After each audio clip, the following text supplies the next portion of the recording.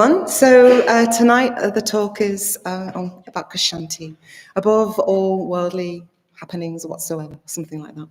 So we're well underway now in our theme for the new year, the beating heart of Buddhism, which is the Bodhisattva ideal. And we've heard how the Bodhisattva is a being dedicated to relieving the suffering of all beings, and that their path is the path of the 6 paramitas, the 6 perfections. The text, the Bodhicharyavatara, is a guide to that path and is at the heart of the practice of the Bodhisattva.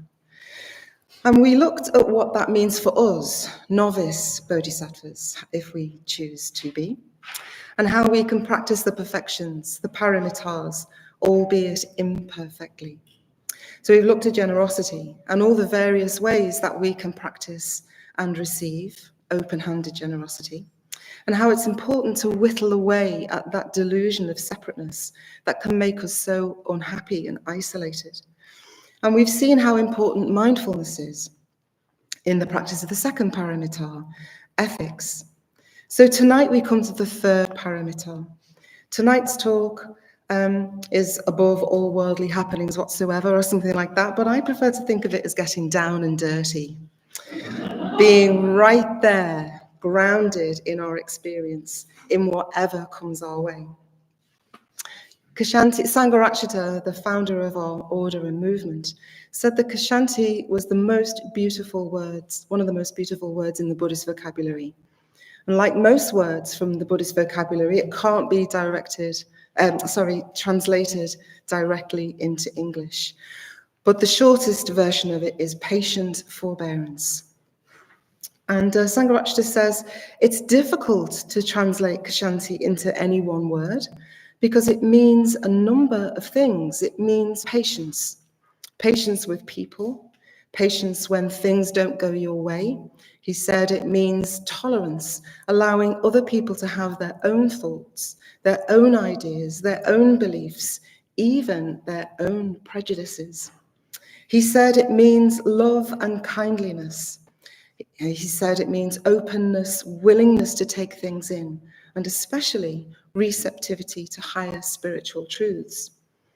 So Ksanti is patience, it's love, it's kindness, openness infused with metta. It's humility, it's forgiveness, forgiveness of life. And Dr. Bob, who was one of the founders of Alcoholics Anonymous, defined humility. And actually, when I read that, I thought, this could be translated as Ksanti. And he said, it's perpetual quietness of the heart. It is to have no trouble. It is never to be fretted or vexed, irritable or sore, to wonder at nothing that is done to me, to feel nothing done against me. It is to be at rest. When nobody praises me and when I am blamed or despised, it is to have a blessed home in myself. So that's Ksanti. And I'm going to look at 3 different dharmic models, 3 different ways of framing our experience that can help when things get difficult. And we've quoted various times during the series so far from the masterpiece of Shantideva, the Bodhicharyavatara, but he's never managed to be able to make it. But tonight we have a very honoured guest, and Shantideva has managed to levitate to the top of his pillar and arrived here tonight. You might know the story about Shantideva, that he was, Bodhinaga mentioned him. He said that he seemed to be really lazy. He just seemed to lie about in bed all day doing nothing. And so the monks got really annoyed with him and set him up to give a talk in front of all the big knobs, to give a talk in front of all of the monastery. But they said, and that's where you're going to give your talk, Shantideva, on top of this massive great pillar that you couldn't possibly get up. So using his miraculous powers, he levitated to the top of the pillar and sat down and gave the talk, which was the Bodhicharyavatara.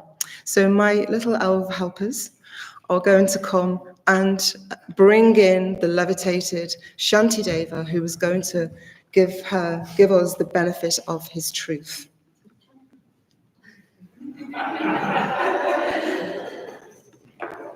Up, just pull. And there is Shanti Deva.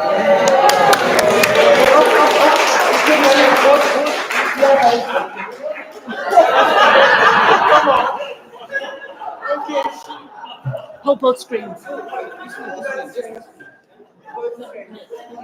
We need Sarah to save Shanti Deva. Let's just put it. Is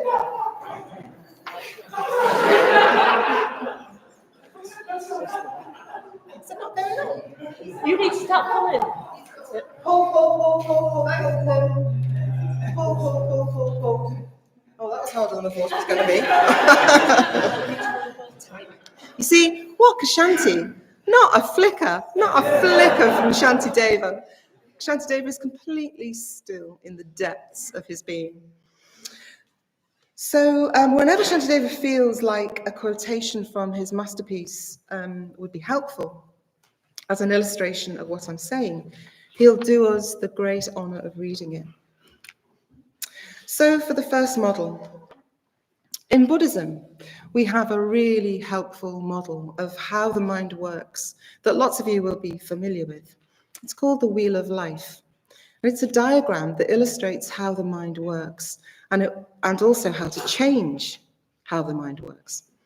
At the center, at the hub of the wheel, are three animals chasing each other around like hamsters in a wheel. And they drive the wheel round and round. They drive the wheel of samsara round and round. And you might have noticed from time to time that you are just going round and round, stuck in a loop of unhelpful habits, stuck in a loop of unhelpful behaviors and thoughts. And that's what the Wheel of Life illustrates. The animals running round after each other at the center are the cockerel that represents greed, the snake representing aversion, and the pig representing delusion. And they bite each other's tails in their chasing round and round each other. So these three poisons of greed, hatred, and delusion drive the wheel of samsara. They drive the wheel of unhelpful mental habits. So how does that work? Why should that be so? Well, we're born thinking that there's a separate me in here and a separate you out there. So that's kind of hardwired into the brain. And as unenlightened beings, we just can't help that. This is the ignorance of separation. This is the ignorance of separation. And in the ordinary way of things, we go through life with a mostly unconscious sense of threat to that separate me in here. So I will spend most of my time pushing away things that make that worse. Aversion, the snake. And pulling towards me things that I think will make it better. And that craving is represented by the cockerel. So because of the ignorance of separateness, the separate me in here and the separate you out there, we go round and round pushing and pulling, allowing greed and aversion to rule the way we live. But that way of living never works. In fact, it deepens the sense of separation. It deepens that feeling of being cut off and separate from others. So what happens is that we feel anger and ill will towards those people who get in the way of what we want, who threaten us and make that separation worse. We shouldn't give ourselves a hard time over this because, like I say, it's kind of hardwired into the brain. But the great thing is that once we know about greed, hatred, and delusion, once we see it happening, we understand why it's happening, we can take responsibility and do something about it. Sanghagita, so we're particularly looking at the anger and ill will, although craving too does definitely destabilize our equanimity. So Sanghagita makes a distinction between positive angry energy that can really galvanize change, and the anger of rage and hatred that just wants to remove the person and make that person go away, or the situation go away. The point is that the energy of frustration for change is not necessarily a bad thing, but most of us are not able to direct it positively. We can also think that as Buddhists, we're not supposed to get angry, so it gets buried or denied. But to experience anger does not mean to act it out. So it's a matter of acknowledging it so that we can transform it. Ratnagosha, who's an order member in the movement, wrote a beautiful talk about this, and he calls anger the snake bite. And he says, luckily for us, we needn't die of the snake bite of anger and ill will, because there is an antidote. And the antidote to the snake bite is called Ksanti.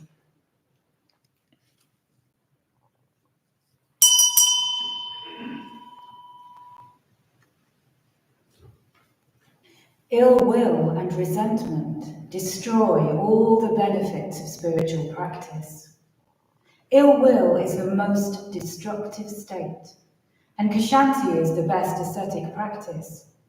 So we should develop Ksanti in every way we can and with all the effort we can muster. When the thorn of ill will is stuck in our heart, our mind can't find peace. We can't enjoy anything, and we sleep badly. If we are twisted by ill will, even those who depend on us will want to bring us down. Even our friends won't want to know us. We can be as generous as we like, but no one will like us. To be blunt, there is just no way that an angry and resentful person can be happy. But the person who defeats anger will be happy, both in this life and the next. We can feel a lot of ill will towards ourselves and do a lot of comparing others to ourselves. We really need to be patient to practice Ksanti with the pace of our own spiritual growth. Change and growth happens on lots of different levels of our beings, and it might not be obvious to us that we are changing and growing, and we might get impatient and lose heart. But if we're lacking in Ksanti towards ourselves, then that's just another form of snakebite, and it will hinder our growth and our aspirations to be a novice bodhisattva. In fact, it's said that of all the unskillful things we can do as a novice bodhisattva, ill will is the most harmful to our own aspirations. We just need to put the conditions for growth in place and keep practicing. We can't shout at a flower to make it grow. It needs the right amount of water and sunlight and food. We can't force it to grow. And that goes for others too. Sometimes I just laugh out loud at the antics I get up to, getting myself worked up about other people and how annoying they are. I talk quite a lot about my behaviour in my car. So overtaking on the inside and sitting in the middle lane, they just shouldn't be doing it, and they need telling.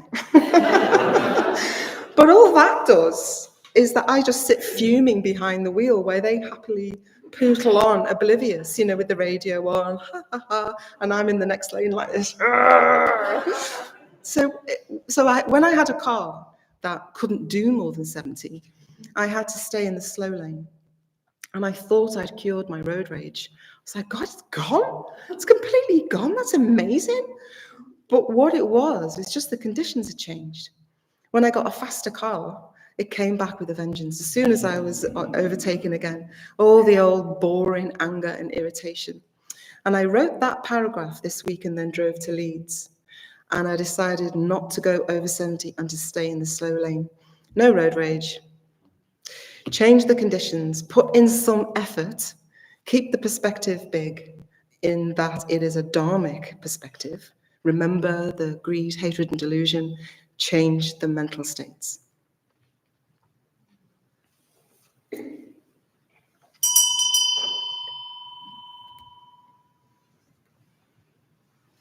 If we see a friend or an enemy behaving badly, we should remember that their behaviour is caused by conditions and not allow it to disturb our happy state of mind. It is just as deluded to get angry at someone who acts unskillfully, as it is for them to do the unskillful act in the first place. Understanding this, we should do our best to act in a way that causes everyone to develop Maitri towards each other. Remember that Kshanti means love and kindliness. So the practice of the Metta Bhavana that we're going to do later is a practice of Kshanti. And I'm going to put those drivers in the fourth stage. The fourth stage is a perfect working ground, or as a novice bodhisattva, maybe we should say playground, for developing the practice of Kshanti. So the second dharmic model of framing our experience is the teaching of the second arrow. So the first arrow is the arrow of the physical pain. So I stubbed my toe on a chair. Oh, and we know how painful that is. It's so painful, isn't it? And then, so the air goes blue, with the swear words. And then I add a load more arrows. So the original pain is very painful. And then I add all the arrows about how stupid I was not to see the chair leg and who put that stupid chair there in the first place. And I'm always doing this to myself. And ow, ow, ow, it really hurts. I've probably broken it. And now I won't be able to go for a run tomorrow. And I just got going again after being ill. And it's because I'm getting old and everything is getting harder. Second arrows of blame, hatred, resentment, frustrated craving. That all might feel helpful in the short term. And I know that having a massive rant can feel really, really good. But just because it feels good in the short term doesn't make it helpful in the long term. Because what we're doing is we're just setting up conditions for future ill will, digging the groove deeper and deeper so that it gets harder and harder to be free of it. So instead, we could practice Kshanti. Kshanti doesn't ask for anything to be different from the original experience. Kshanti says that things are as they are. It is what it is. It happened and ow, it really hurts. Feel the painful feeling. But Kshanti gives us a big perspective. We're not immersed or lost in the stories about the experience. We experience the pain in the body, allowing it to arise, to be there, and to pass away, because that's what happens in conditioned existence that we can't do anything about. So the physical pain has arisen out of conditions, one of them perhaps being lack of awareness on my part. So my mind is part of those conditions, the chair leg and my toe.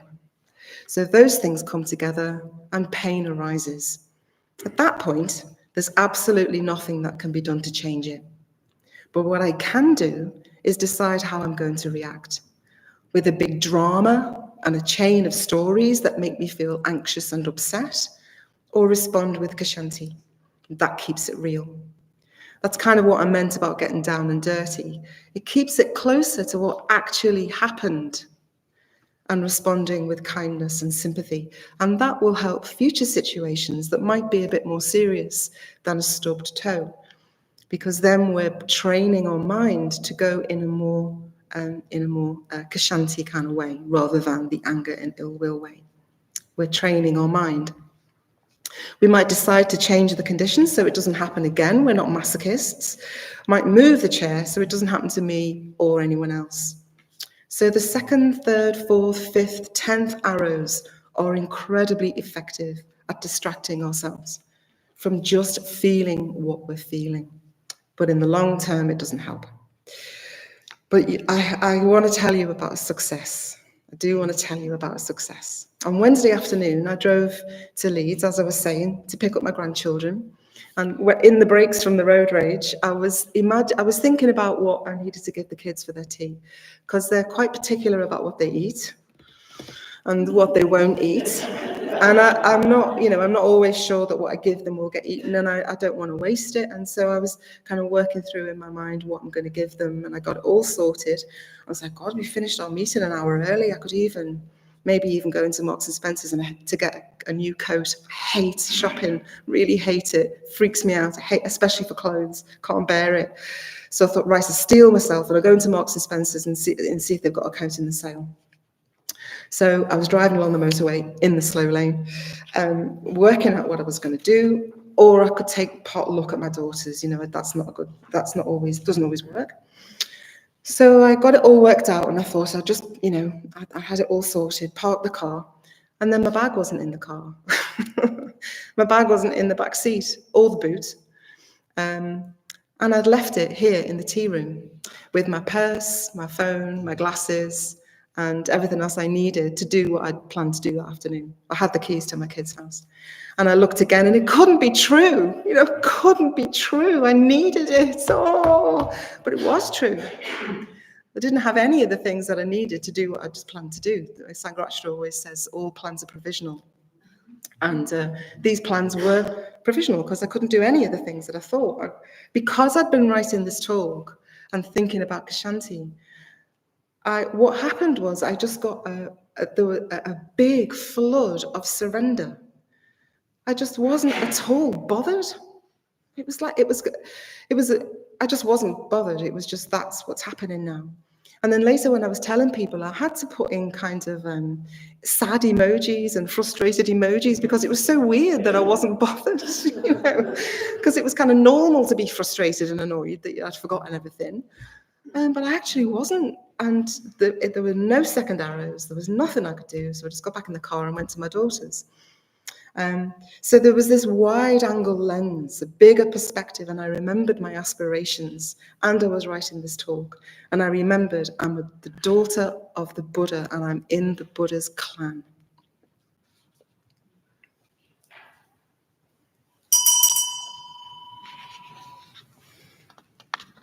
With practice, anything becomes easy.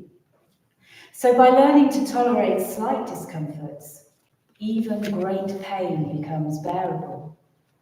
So we should practice seeing the discomfort caused by bugs, fleas and mosquitoes, hunger and thirst, or itches and rashes as nothing to bother about.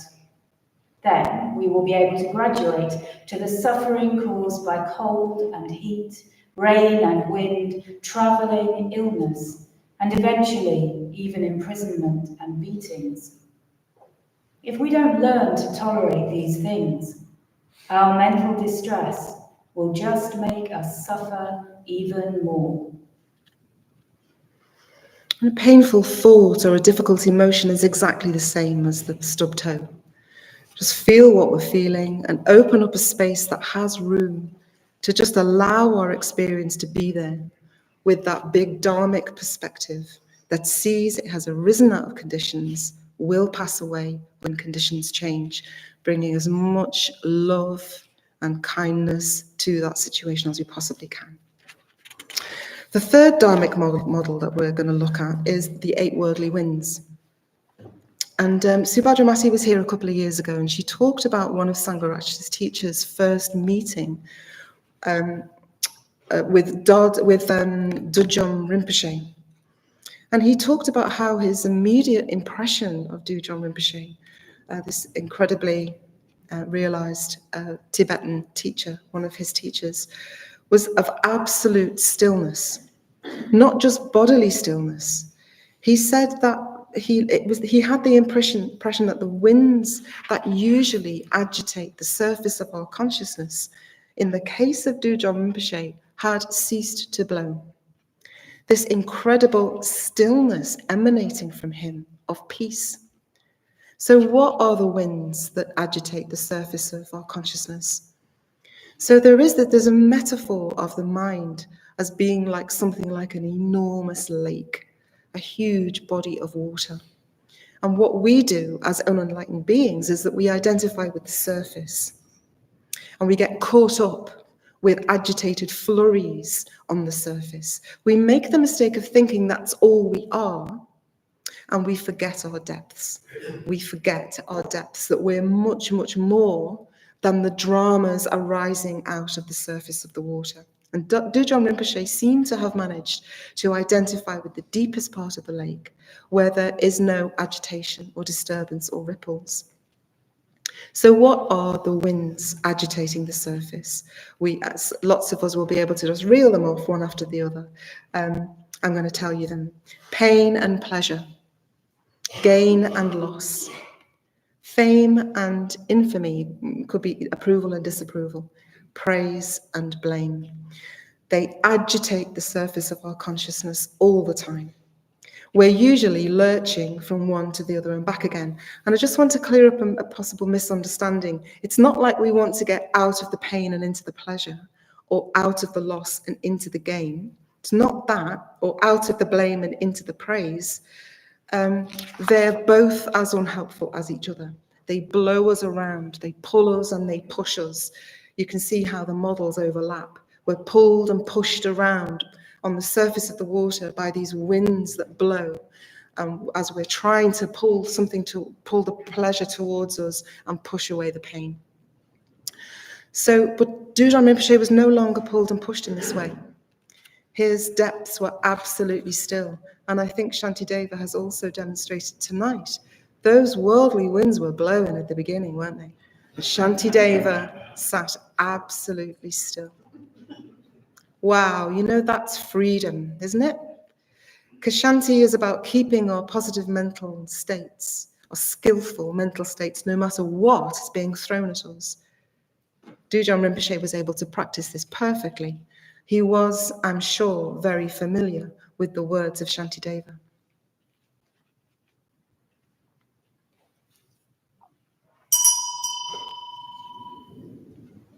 Criticism, harsh words, and humiliation do not cause us any physical pain.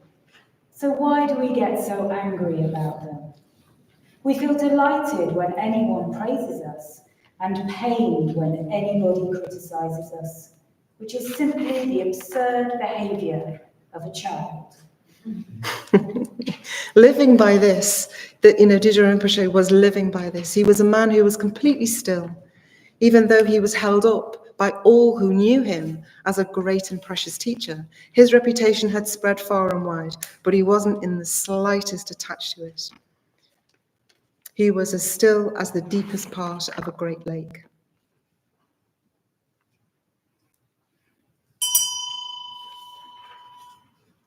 When our reputation or status is attacked, our mind howls like a child whose sandcastle has been knocked down. But the chains of reputation and status have no place on someone who is looking for liberation. Why should we resent those who free us from this bondage? He had no chains of reputation and status, and so was completely free. And there's a gorgeous story of the Zen master Hakuin, who lived at the turn of the 18th century. Hakuin was greatly respected and had many disciples. And at one time in his life, he lived in a village hermitage close to a village shop run by a couple and their beautiful young daughter. One day, the parents discovered that their daughter was pregnant. Angry and distraught, they demanded to know the name of the father. At first, the girl would not confess, but after a lot of harassment, the girl named Hakuin. The furious parents confronted Hakuin, berating him in front of his students. He simply replied, "Is that so?" When the baby was born, the parents gave him to Hakuin. And when he received him, he said, "Is that so?" By that time, he'd lost his reputation and his disciples, but Hakuin was not the slightest bit disturbed. He took delight in caring for the infant child. A year later, the mother was so troubled with great remorse that she confessed the truth to her parents. The father wasn't Hakuin at all, but a young man who worked at the local fish market. The mortified parents went to Hakuin, apologizing for the wrong they'd done him, and begged his forgiveness. They told him that they knew now he wasn't the father at all. So what did Hakuin say? "Is that so?" They asked Hakuin to return the baby, which he did. Although he had grown to love the child, it was as if he was his own. He was willing to give him up without complaint. So this story illustrates how the perfection of Ksanti is able to remain in skillful happy mental states no matter what is thrown at you.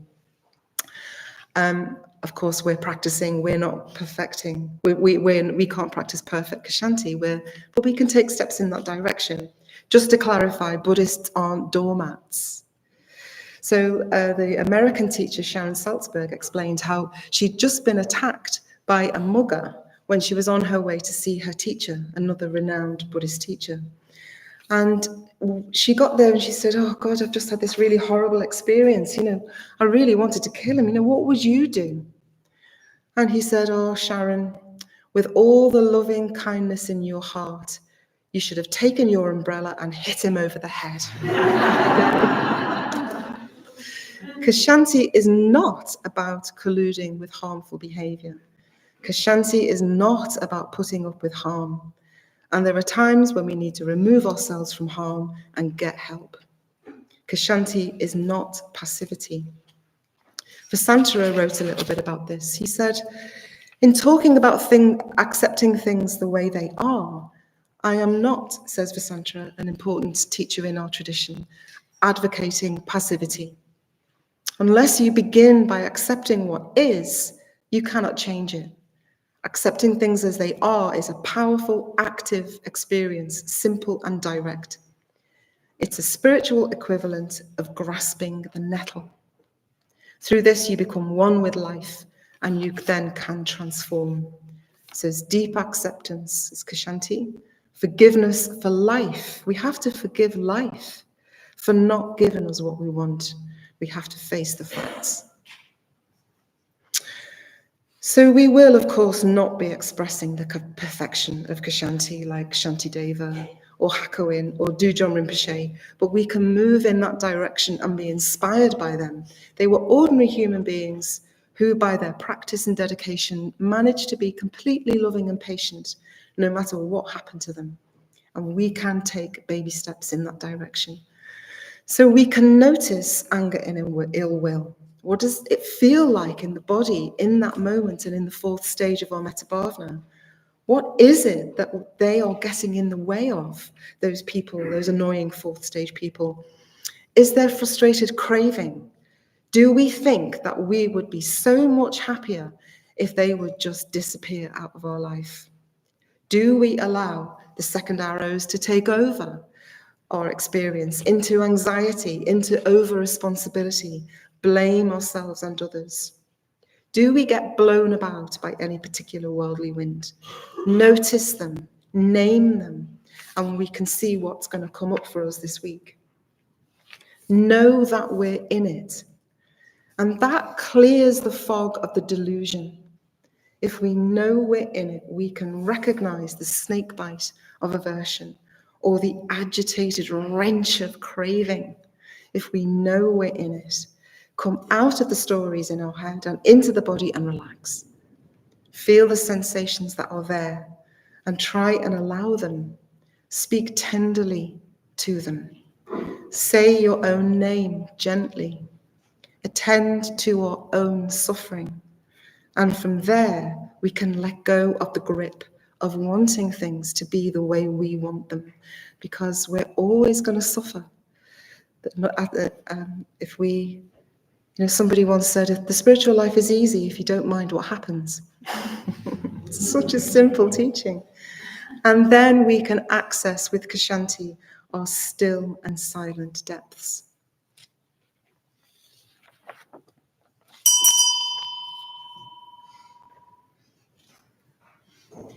Whatever happens to us, even if we fall into adversity, we should not allow this to disturb our happy state of mind. When we allow ourselves to be made unhappy by events, nothing is enjoyable, and we fall into unskillful states. Why be unhappy if we can do something about it? And what's the use of being unhappy about something we can't do anything about? Never mind about serving other beings as the way to Buddhahood. Don't you see that it is also the way to good fortune, fame and happiness, right here and now? Serenity, health, joy and long life, along with the happiness and riches of a king. The person who practices Ksanti gets all these, even while they are still in samsara. That's our talk.